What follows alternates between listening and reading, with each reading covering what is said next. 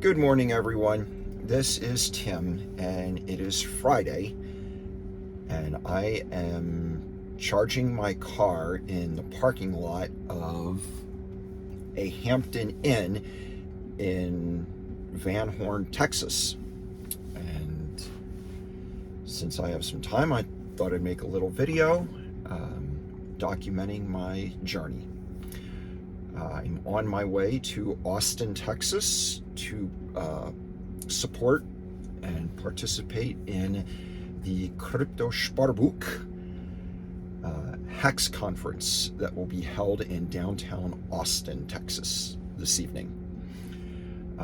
A-Bit and Hex Lion have done a resilient and awesome job taking Hex to pretty much every major city in the United States over the course of this past year, at their own expense, mind you. These guys are from Germany. They're not even Americans, and they've been traveling this country educating people for free on how Hex works and how they can use this financial product to create literally perpetual passive income for themselves.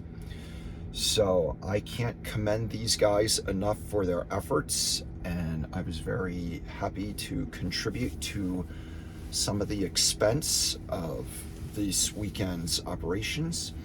They're going to be providing a whole bunch of activities for those of us who have been in Hex for a long time. So I'm looking forward to see how that all unfolds this weekend. It's actually, for me personally, it's been a very active week or more. Last week I was invited to a event in Dillon, Colorado, that a lady in the Hex community who goes by the name of Hexpensive Taste put together with a couple of other people who live in Colorado, and they rented a very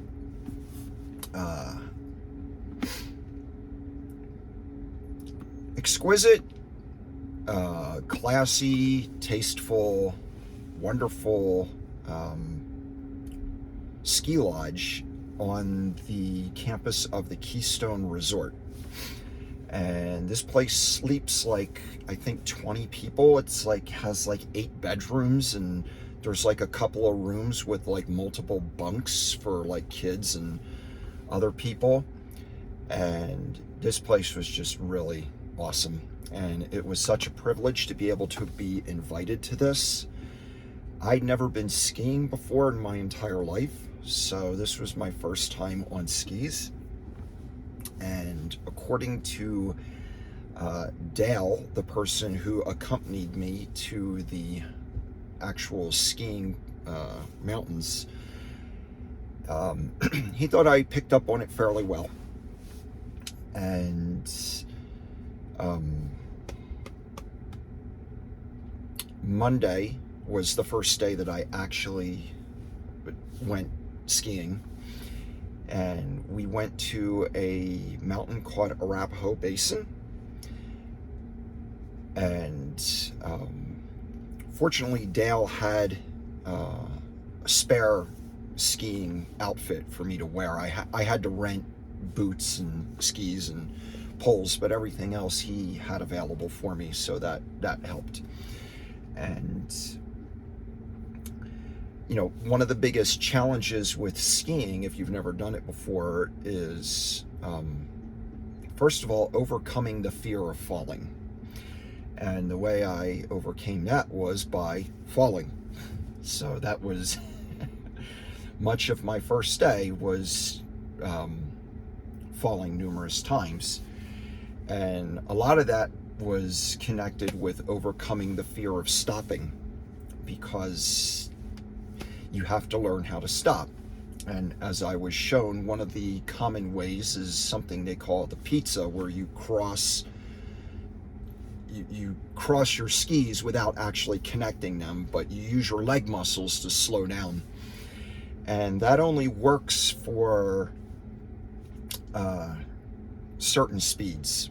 You know, once you get to a certain speed, you have to learn to just pivot your feet and turn. And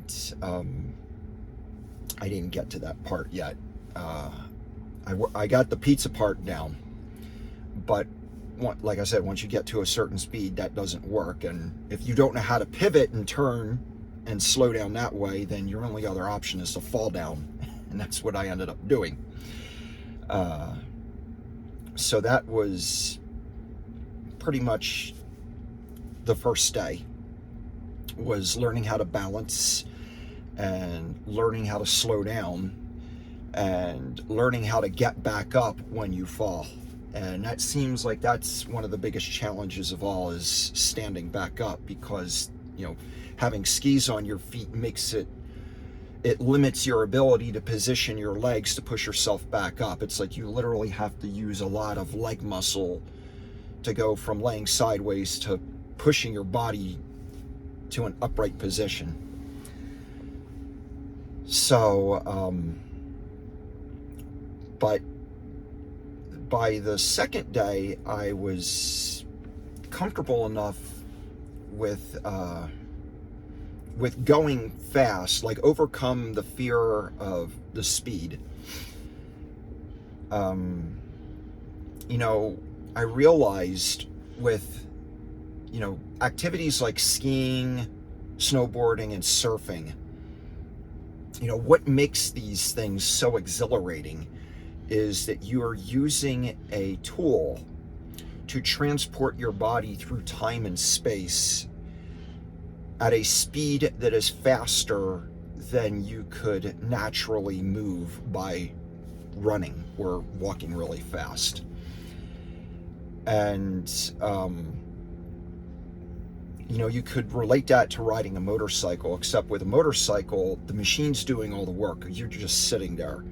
When you're doing these other activities like skiing, this commands every muscle in your body to operate in order to, you know, carry this activity out proficiently, you know, without wiping out, basically. And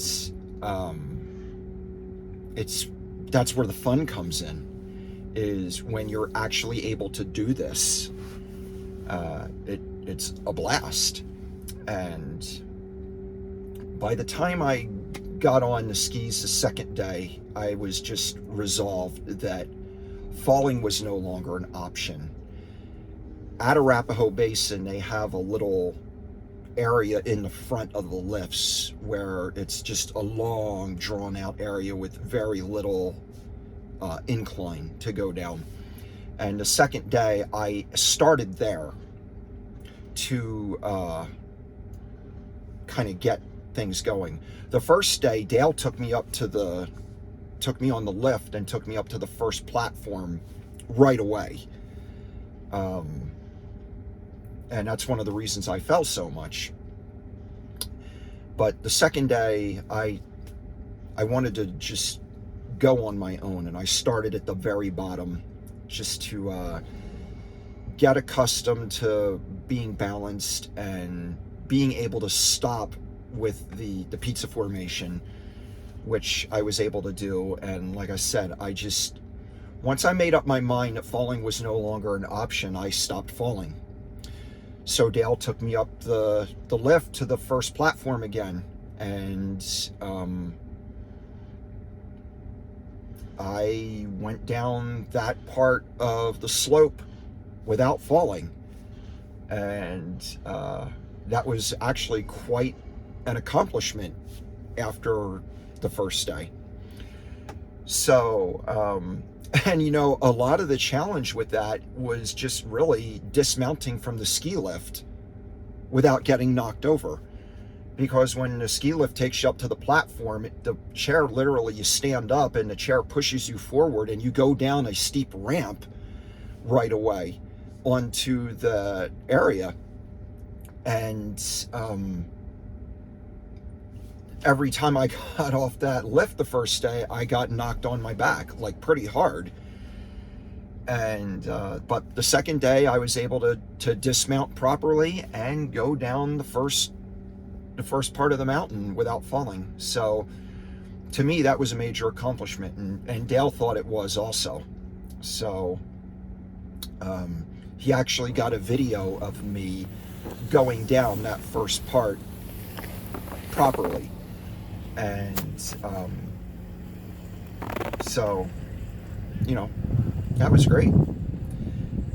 So then Wednesday, the third day, we went to a town called Breckenridge, which was much more of a resort town than Arapahoe Basin.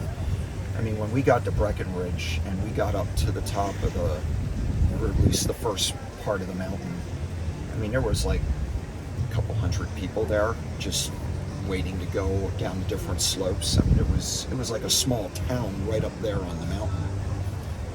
And unfortunately, I had been given some news overnight that kind of put me in a place where I was not able to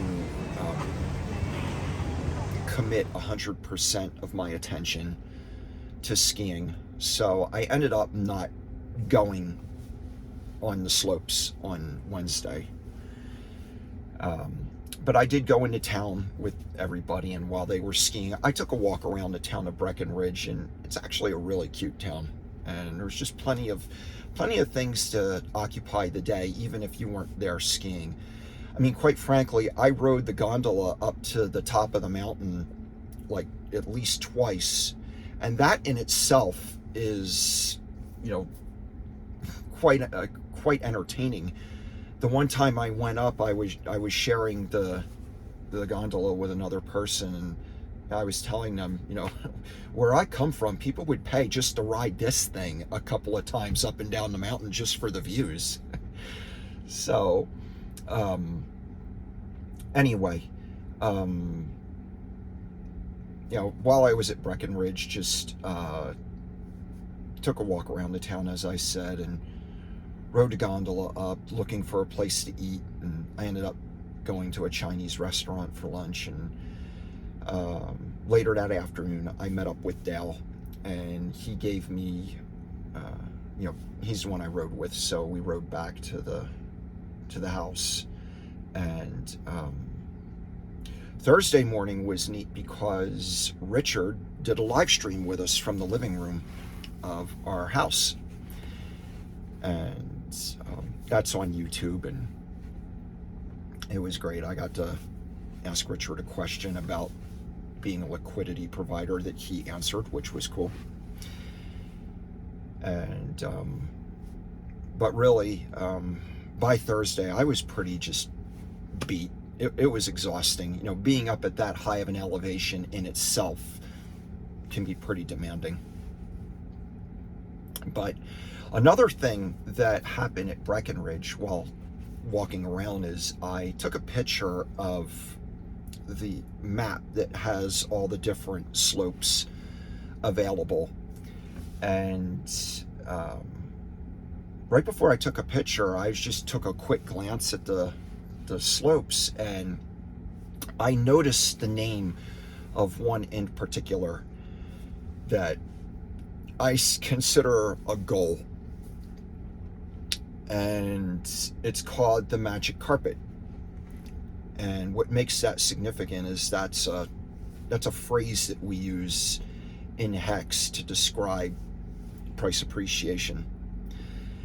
And you know, when I looked at that, I thought, you know, I would like to ski that eventually. I mean, it's going to take a lot of practice because it's on the upper part of one of the mountains there, and it's labeled as a double diamond course. And that's, if you know skiing, double diamond is considered like extremely difficult terrain. Like, that's not for amateurs.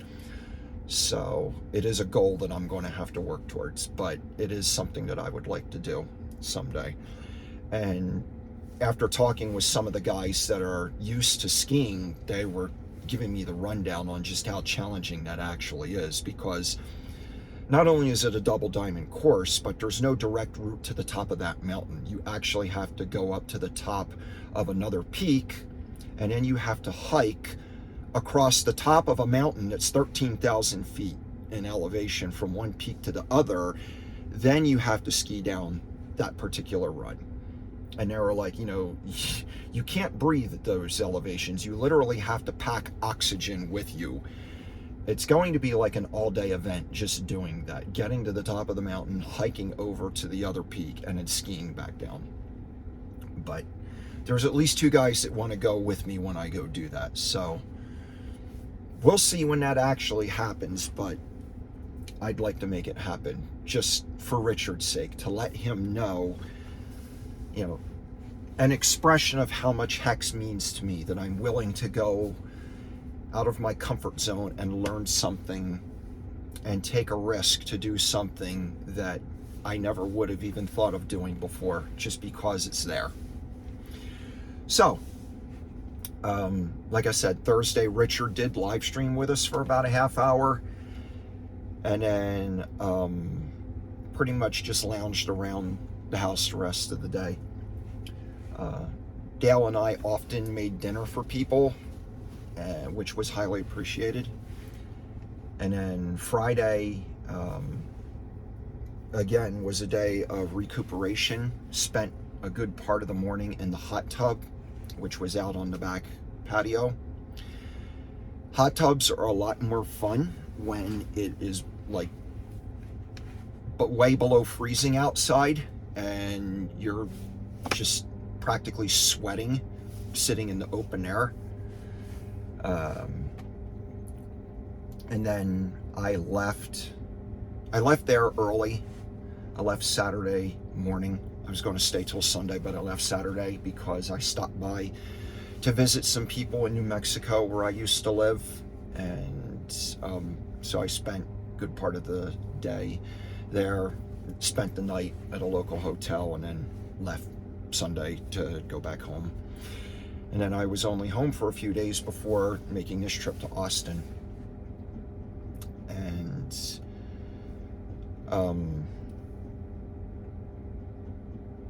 but that's it for now. I'll probably do some more recording from the road. I'd like to, do this a little more often. For now, the car just told me that it is finished charging, so I'm gonna unplug and hit the road, and talk to you again a little later. Bye. So now we are charging in Fort Stockton, Texas, and was considering some more things to talk about along the way. And one of those involves the drive up to the house in Colorado. One of the nice things about driving a Tesla is that you just type in your address into the computer, and the car will tell you which route to take, which charging stations to stop at, and approximately how much time you'll need to spend at each one to charge. And the computer basically told me to take the scenic route to get to Dillon, and that involved taking Route 555 from Durango all the way up to Montrose before getting on Interstate 70 and going across the state that way. And while taking that drive, there is a town along that route that is called Ouray. And I had to be told that because there's no Y in the title. It's just Ouray. But Ouray is presented as the Switzerland of America. And it has got to be one of the neatest towns I've ever seen in my entire life. I mean, it is literally like taking a town out of the Swiss Alps and planting it right here in America. Just the scenery, there's hot springs there, the architecture, just one of the coolest towns ever. I would definitely go there again and spend, get a hotel room and spend a few days there just to check out some of the sites in more detail. So, some other details about the house that we were staying at.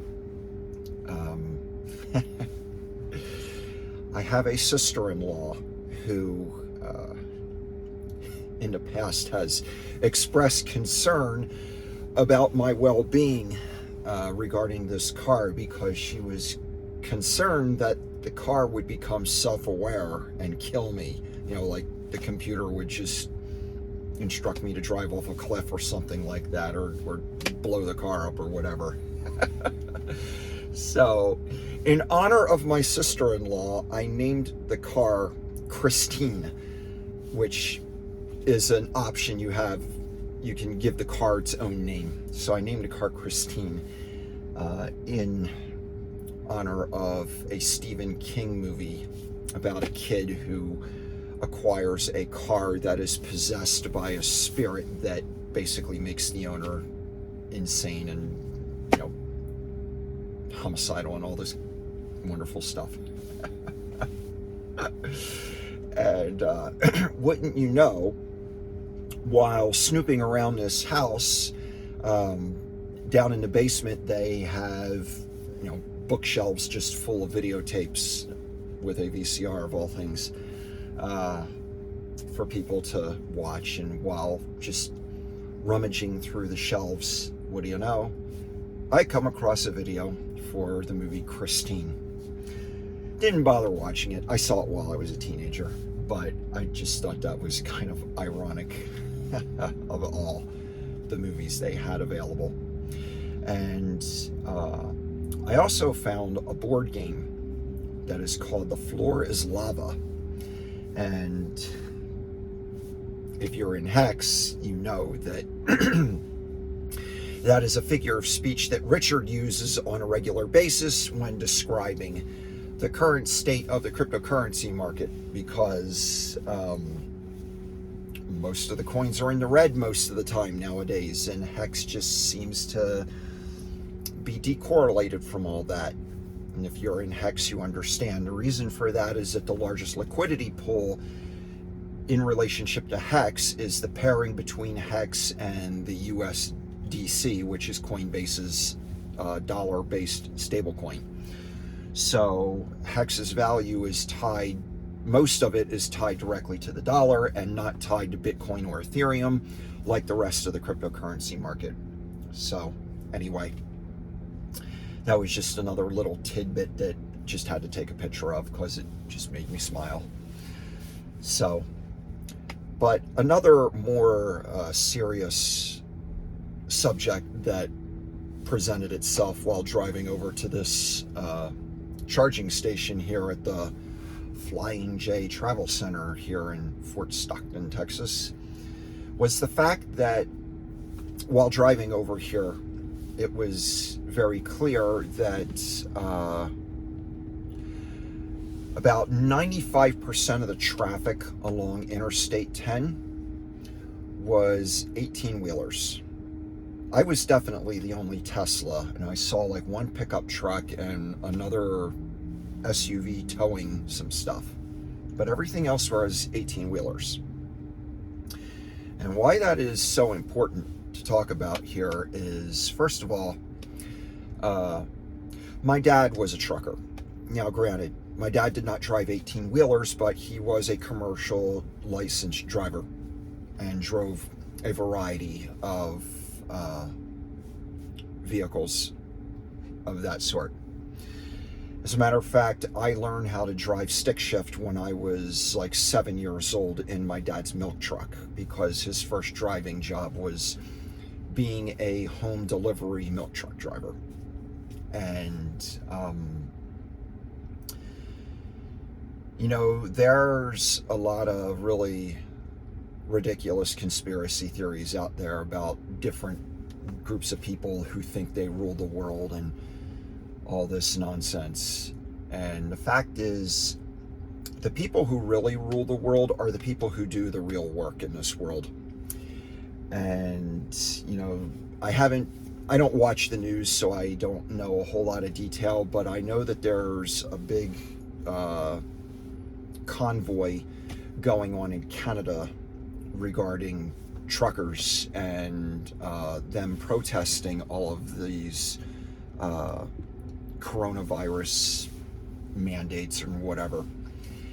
And, you know, the bottom line is that if there's one demographic of people who you do not want to piss off, it is the people who drive the trucks. Because if the trucks stopped running, you all would be dead, probably within a matter of weeks. Because everything in life that keeps you alive is transported to your vicinity by way of trucks. And if there was one demographic of people who really rule the world and wanted to hold the entire planet hostage right now, it would be the truck drivers. So, just a little public service announcement there. Learn to respect the right people. I mean, technically everybody deserves respect, but there are some people that you really need to recognize are very important in your life. So it was nice to get a reminder of that while taking a nice little drive across the sunny and cold Texas plains this afternoon. So that's all I'm going to share. That's all I'm going to share for now. Maybe there will be more to come as this journey continues. But until then, enjoy your day.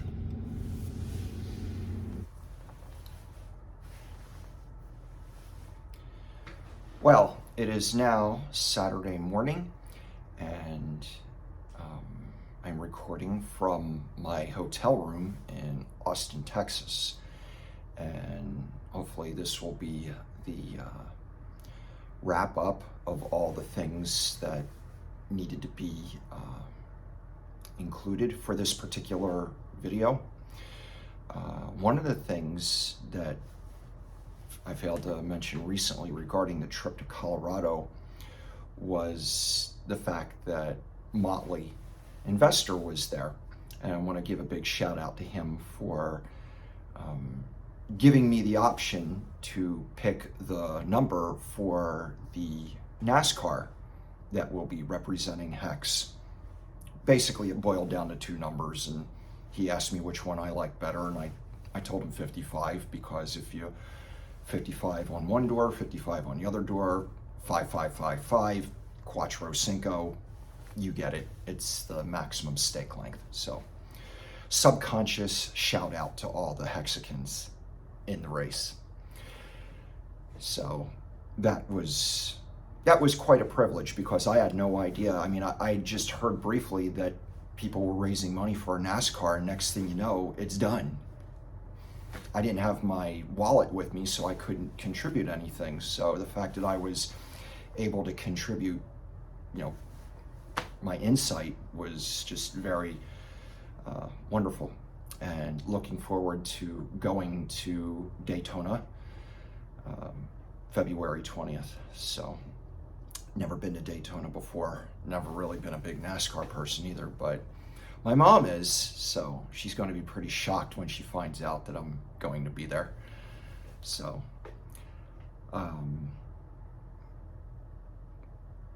yeah, last night arrived at the meeting room here in Austin, and the Crypto Sparboot guys were just going full throttle when I got there, and the room was packed. It was just awesome to see such a crowd. And Hex Lion, one of the main speakers there, came up to me and asked me if I wanted to address the crowd because they were having OGs speak there for a minute or two. So I said, sure, I'd love to. And basically got to tell everybody about one of the things that makes the Hex community so valuable, in that we're not out to compete with one another in order to achieve whatever it is we want to achieve through the Hex program. You compare that with most cryptocurrencies. If you want to be involved in minting the coins, you have to be a miner, you have to buy mining equipment, you have to compete with all the other miners over the hash power to make sure that you win the race and get the coins. And Hex isn't designed that way. There is no race. It's just, you just fill in the blanks. And granted, there is the tendency for the price of Hex to reach a new all-time high, and the share price is always going up regardless of the price. So there's that element, but that's just the market. That has nothing to do with one person taking advantage of another. So that was very well received. And one of the other speakers there was a man named Matt, who also goes by the name of Crypto Heartbeat on YouTube and Twitter. And I have a great deal of respect for Matt. He's earned a title that people refer to as the voice of conscience for the Hex community. And he spoke before I did. And, after I got done speaking, I took my position back up against the wall in the corner, and there's a guy there. He's like, "Don't I know you?" And I'm like, "Maybe." And turns out it was this guy named Ray, who was a friend of Matt's, whom I had spoken to on the phone about a month and a half ago or so for technical support things. And just, it's very interesting when you meet people who are in Hex in person. It's like people know each other, but in a roundabout way. Like, people recognize me, but I didn't recognize them unless I found out what their Twitter handle was, because that's kind of my point of reference for relating to so many people. But anyway, got a picture with Crypto Heartbeat afterwards, and that really just made my night. He's a great guy, if you know who he is. If not, he's worth getting to know.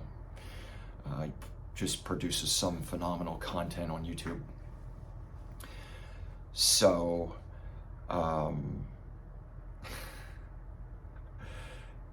so about a half hour after the meetup was over, and I'm riding in the elevator back down to the ground floor with a bunch of people, I'm just like, oh, wow. I just remembered there was another thing that I would have liked to tell the crowd when I had the chance. And everybody's like, what's that? And that is that a couple weeks ago, I won a silent auction to have a private lunch with Dr. Joe Jorgensen, who was the Libertarian candidate for President of the United States in the last election. This is because I'm the county chairman of the Libertarian Party in Arizona, where I live.